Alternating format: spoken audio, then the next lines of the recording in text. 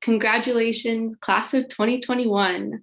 I am so immensely grateful to be here with you today in celebration of one another and the hard work that we have done. All of it has come to this exact day. I stand here proud as a proud third generation Latina American, one of the first to graduate college and a granddaughter of migrants from Mexico. There's no simple way to express my gratitude to the multitude of friends, family, faculty, and staff that has pushed me to where I am today. Without all of you, I know I wouldn't be standing here. When looking back at my time in the School of Education, my earliest and fondest memories are seeing the children race to the playground, following their screams of joy, and being greeted with a "Hi, Miss Melissa," as I walked into the building next door where I would see my peers and professors. It was always a comforting feeling in being with my peers where we exchanged thoughts on classes, readings, homework assignments, and occasionally our snacks. I would also like to acknowledge the struggles of navigating through higher education. Nothing about this journey was particularly easy, but it was through the community at Mills that I was able to get through it. It was through community spaces such as the Language Developmental Lab, where for the past 4 years, we met every Friday. It was through the connections I fostered at the Career Connections where I felt many were cheering for student success. And finally, having the opportunity to be a TA for education courses, where I ended up learning so much from my peers. We helped one another by sharing articles, resources, and asking critical questions when doing the final touches of our senior thesis or developing our curriculum for our classrooms. And we managed to do all of this in the midst of a pandemic. As we come closer to our last chapter at Mills and we begin our first chapter to our new paths, we understand that receiving these degrees instill all of the blood, sweat, and tears that we have put into ourselves and our generations to come. It is our hope that we take our experiences from Mills, break down some walls, utilize our voices, challenge ourselves and others, and become leaders within our own communities. I will say it again and will continue to say it, but congratulations, class of 2021. We did it, and now we deserve a long nap. Thank you again. Good evening, everyone. I am so very humbled to be speaking and representing my cohort this evening. So as I'm jotting down notes in preparation for tonight, thinking of ways to sum up one of the most bizarre and difficult and yet still rewarding years I myself, my cohort, our college, our country, and our world have experienced is a bit of a challenge. However, in writing down my thoughts, I kept thinking about a recent experience that I had with my students. You see, I was wrapping up a unit on mental health, and I ended the week with a lesson on resilience. And as I'm going through the lesson explaining resilience to the students, I get a private message from one of the students that says, "McClintock, what if I'm not resilient enough?" And it hit me really hard because I too question this for myself. I think we all do, really. And, every time we're faced with a hardship, we begin to doubt ourselves because we know, and as we get older, that the only permanent thing in life is change. And change always comes with some struggle. So we get really tired. And if you're a person of color or a female identifying person or in the LGBTQ community, you're probably a lot more tired. But typically we pull through, right? So I read this chat to myself and then out loud to my class. I said something to the effect of, "Hey, I just got a chat," and obviously not disclosing the student's name, right? About what it looks like if we aren't resilient enough. And I said, for an entire year, each and every one of you showed up in some capacity to online school, never once seeing your new high school, right? So I teach 9th grade.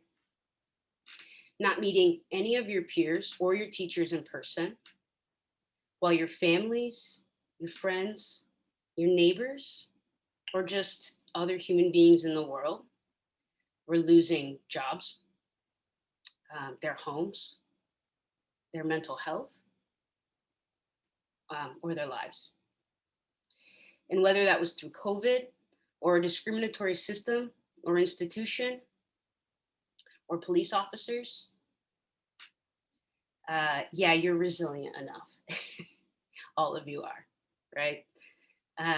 So that's what I said to my class. And after class, we sign off, and I realized it was an important learning lesson for me as a teacher.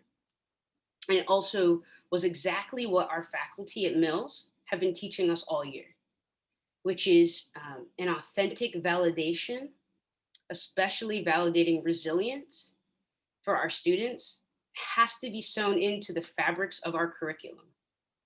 And that resilience leads to liberation in education. So, if resilience is the process of adapting, right, in the face of adversity, trauma, tragedy, stress, then as educators looking towards the future, we know we're facing individual and collective trauma, which means we have to adapt and reorient our ways of being and doing for ourselves and for our students. And guess what? Every student here has a significant head start on how to do that.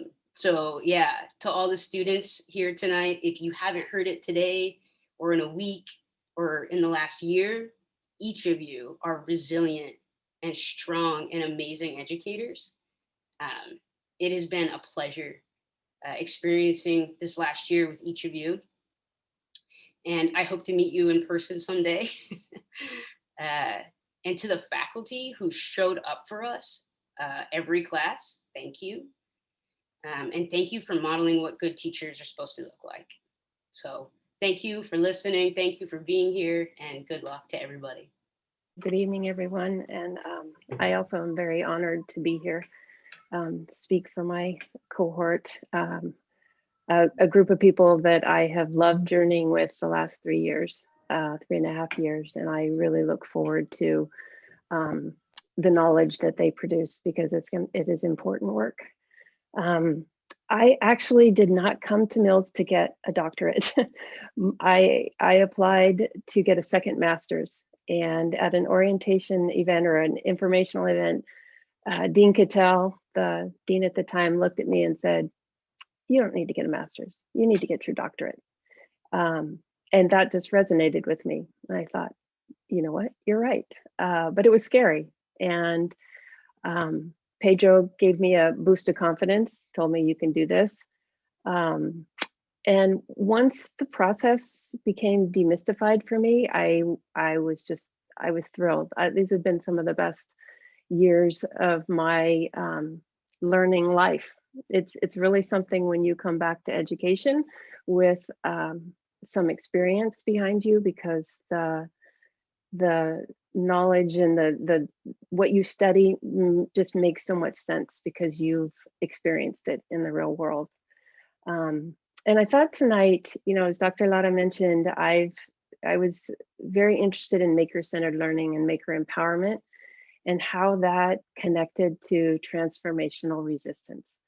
And so I thought that lens of maker empowerment is a pretty good one to look at my time at Mills through. So maker empowerment is the capacity to look closely, examine complexity, and find opportunity to act.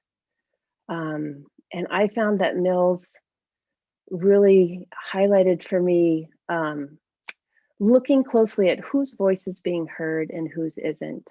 What systems are, who are systems designed for, and who are they not, and who is doing the designing?